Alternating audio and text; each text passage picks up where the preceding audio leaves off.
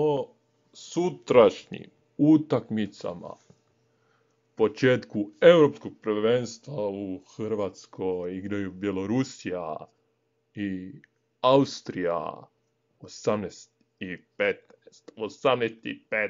Igraju Švedska, Island, to će biti jako zanimljivo i dobar derbi za pogledati di se može pogledati. A u 20:30 dvije poslastice igraju europski prvaci protiv Norveške, koja je igrala u Francuskoj, izgubila protiv Francuske, a Francuska se okitila svjetskim zlatom.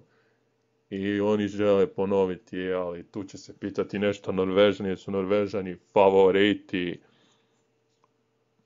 mogući sutrašnje utakmice koja se igra u 20:30.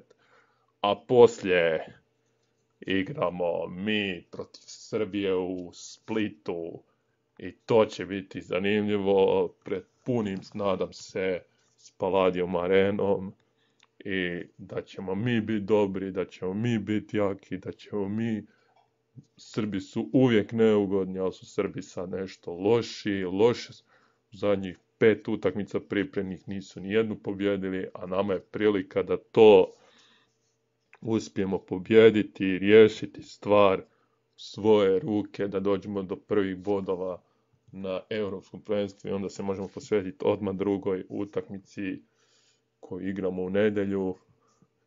I bitno je dobiti sutra tu utakmicu, jer mi možemo tu utakmicu dobiti, mi igramo doma, mi moramo pošteno igrati, mi moramo imati svoje glave, svoje, i nikako ne dopustiti Srbima da oni budu glavni.